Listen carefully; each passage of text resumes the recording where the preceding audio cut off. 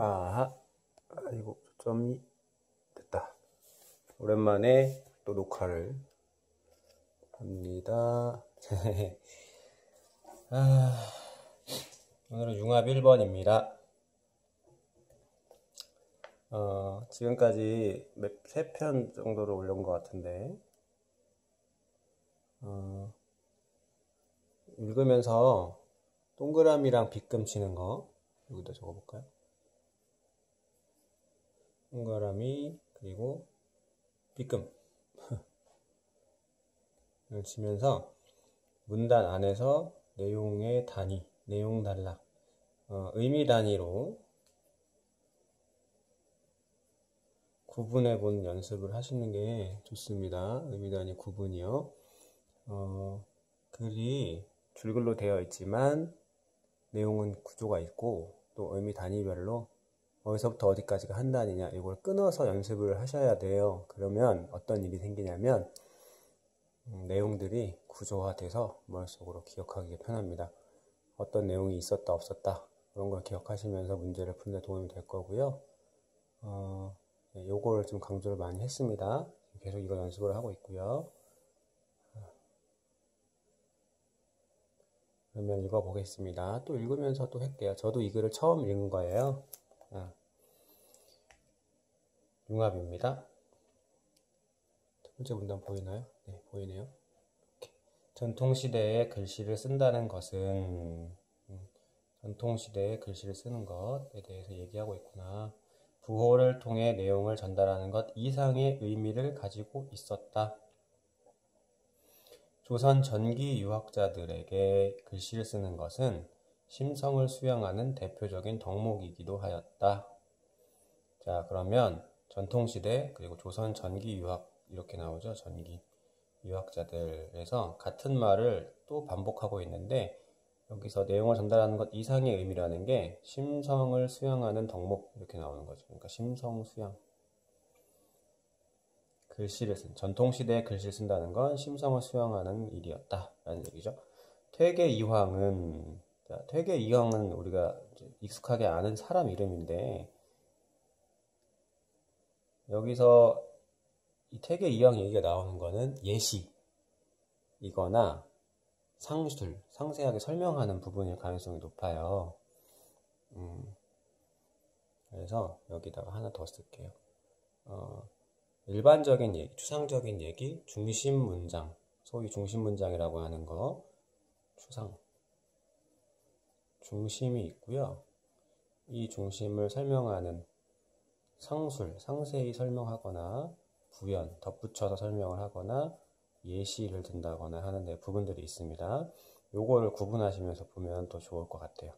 그래서 여기 퇴계이황이 아마 아직 안 읽어봤지만 퇴계이황이 나왔으니까 퇴계이황에 대한 얘기는 이 조선 전기 유학자들에게 글씨를 쓰는 게 심성 수양하는 거야 라는 걸 자세히 설명하거나 덧붙여서 설명하거나 예를 드는 거구나 라고 생각을 하면 좋을 것 같습니다. 그러면 이 앞에 있는 부분과 뒤에 있는 부분은 서로 붙어 있는 거 이렇게 생각을 하면 좋겠죠. 퇴계이황은 사람의 마음이나 심성이 글씨를 통해 드러난다는 신법을 강조하였는데, 자, 신법을 강조하였다. 이처럼 유학자들은 글씨를 쓰는 것은 마음을 담는 것으로 이해하고 글씨의 의미와 가치를 마음 공부의 일환으로 간주하였다. 자, 심성을 수양하는 것이 무슨 말이지? 라고 하는 생각이 들 수 있어요. 심성 수양이라는 건 추상적인 얘기거든요. 그러면 이 심성을 수양한다는 게 무슨 얘기냐? 구체적으로. 그러니까 여기 있는 것들은 구체적인 얘기가 되는 거죠. 만약에 심성을 수양하는 거다라는 게 전통 시기의 유학에 대해서 좀 이해를 하고 있는 학생이 있다면은 그래 글씨 쓰는 거 심성 수양하는 거지 하고 그냥 지나가면 되는 거죠. 요거가 먼저고 요게 나중이니까요. 그런데 이게 읽으면서 이게 무슨 말이야 라는 생각 들거나 확실히 이해가 안 됐다면 읽으면 이제 이해가 되는 거죠. 여기를 보면 요걸 이해하는 겁니다. 그러니까 이거는 예 혹은 상술 혹은 부연 이렇게 생각하시고 글씨의 의미와 가치를 마음 공부의 일환으로 이렇게 생각했다는 거죠. 그러면 이 전체적인 내용은 이렇게 한번 끊고요. 전통시대 글씨를 쓰는 것이 심성을 수양하는 것이다 라고 하는 얘기를 하고 있습니다.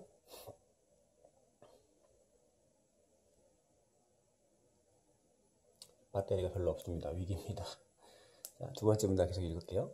성리학적 심성론의 바탕을 둔 이러한 관점은, 이러한 관점이죠. 이게 관점. 즉, 어떤 관점? 글씨 쓰기에 대한 관점 이거죠.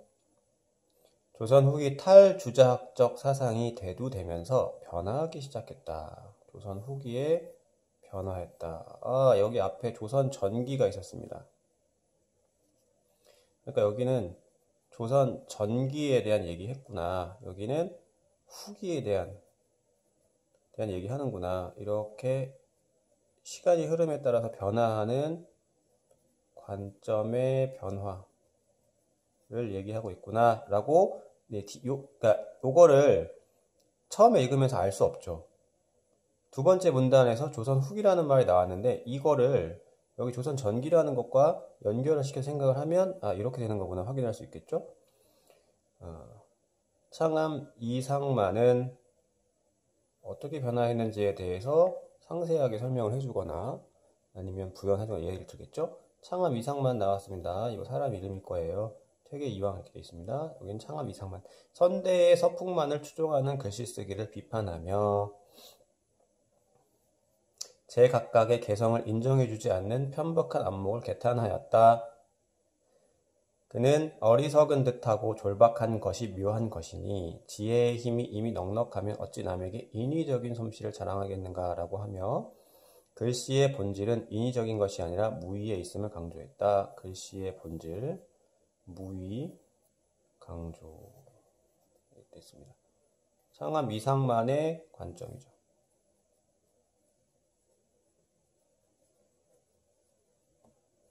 이는 탈주자학적 관점에서 글씨를 통해 주체적인 개성의 발현이 중요함을 언급한 것이다. 주체적인 개성 발현이 중요해. 네, 그러면 두 번째 문단은 조선 후기에 이런 관점이 변화했다는 얘기가 있고요. 그 변화의 대표적인 예로서 창암 이상만의 관점, 즉 이 관점은 글씨에서 주체적 개성 발현이 중요해.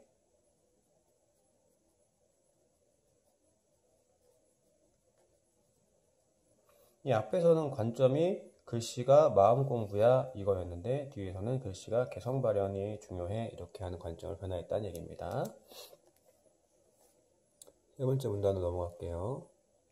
하지만 글씨에 대한 이런 관념들의 대부분의 문서들이 컴퓨터를 중심으로 디지털화하면서 희박해졌다. 컴퓨터 얘기 나왔네요. 그러면 이거 현대의 관점, 현대. 조선 전기에서 후기로 다시 현대로. 디지털화하면서 희박해졌다. 디지털화.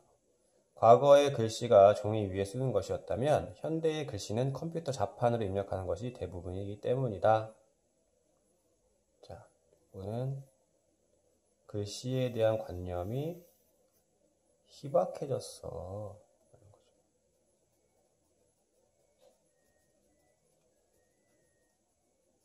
그리고 그 이유를 다루고 있습니다. 여기다 제가 여기다 이유 이렇게 적었어요. 이런 것들이 중요하다고 했습니다. 여기서 이제 아까 봤던 것 중에 세 번째인데요. 이거를 저는 이제 핵심어라고도 하고 키워드라고도 하는데 도구가 되는 단어들이 있어요. 여기서 보면 이제 이유 혹은 뭐 관점 이런 어떤 핵심 단어들로 바꿔서 적기 이렇게 적어볼게요. 간단하게 그냥. 여기도 글씨에 대한 관념들이 디지털되면서 희박해졌다. 그리고 그 이유가 나타나고 있습니다. 그러나 나왔으니까 여기서 한번 끊어보는 게 좋겠죠. 여기는 글씨에 대한 관념들이 희박해졌다라고 하는 얘기가 나오지만 개성 있는 글씨에 대한 요구나 욕망은 여전히 여러 분야에서 나타나고 있다. 이렇게 되어 있습니다. 그러면은 개성 있는 글씨에 대한 요구나 욕망은 여전히 나타난다라는 거예요. 따라서 컴퓨터 자판으로 입력하는 글씨뿐만 아니라 손으로 쓴 글씨도 컴퓨터가 인식할 수 있어야 한다. 손으로 쓴 글씨를 컴퓨터가 인식할 수 있도록 디지털화하는 방법 중 하나가 패턴 인식을 활용하는 방법이다. 네. 요거는 이제 개성 있는 글씨에 대한 요구가 나타나고 있다고 하면서 컴퓨터 자판에 입력하는 글씨, 손으로 글 쓰는 글씨, 컴퓨터가 인식할 수 있어야 된다. 자, 글씨를 컴퓨터가 인식할 수 있어야 하고, 그 중에서 손으로 쓴 글씨를 컴퓨터가 인식할 수 있도록 디지털하는 방법. 요게 이제 주된 화제가 되겠네요. 패턴 인식을 활용하는 방법이다. 자, 패턴 인식이라는 새 개념을 전달하고 있어요. 패턴 인식의 개념을 소개하고 있고요. 이 패턴 인식이라고 하는 것의 개념이 나타나기 위해서 배경으로 위에 있는 얘기들이 나타나고 있습니다. 융합이니까요. 위에 있는 부분은 인문학적인 지식을 다루고 있는 것처럼 보이고요. 그 이후에는 기술적인 측면이 나타납니다. 기술, 패턴 인식이라고 하는 기술이 나타나게 된 배경이 인문학적인 얘기가 나나, 그래서 융합인 거예요. 자, 패턴 인식 개념이요. 패턴 인식 개념은 손으로 쓴 글씨를 컴퓨터가 인식할 수 있도록 디지털화하는 방법입니다. 계속 읽어보겠습니다.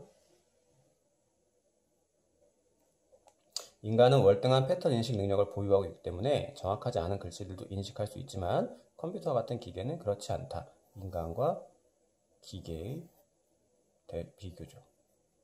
뭘 중심으로 비교했습니까? 패턴 인식 능력이요. 인간은 패턴 인식을 잘하지만 기계는 그렇지 않다. 그래서 패턴 인식은 그러면 여기서 끊고요. 패턴 인식이라고 하는 걸 설명하고 있겠죠? 모집단의 구성 요소 중에서 고유한 속성인 특징을 탐색하고 이를 활용하여 새로운 정보를 분류하는 것으로 간주될 수 있다.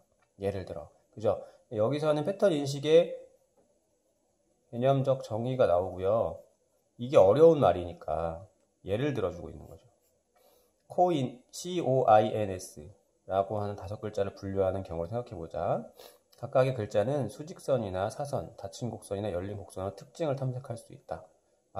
COINS 글씨를 분류할 때 글자별로 특징이 있다. 그에 따라 COINS를 순차적으로 하나의 열린 곡선, 닫힌 곡선, 수직선, 사선, 2개의 열린 곡선을 분류해 볼 수 있다. 그러면 여기서 이 예를 통해서 이 앞에 있는 중심을 확인해야 돼요. 패턴 인식은 모집단의 구성 요소 중에서 특징 탐구하고 분류하는 거다. 그래서 특징은 각각의 글자 갖고 있는 특징이라고 하면 분류는 순차적으로 따로따로 어떤 특징에 따라서 분류를 하는 그 과정을 말하는 거죠. 그래서 이 부분은 패턴 인식의 정의 그리고 그것을 어떻게 하는지 방법을 소개해주고 있습니다. 패턴 인식이라고 하는 것.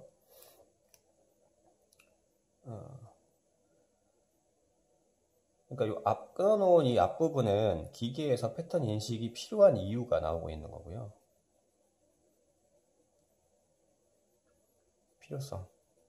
필요성이 뭐였죠? 기계는 패턴 인식을 잘 못해. 그래서 패턴 인식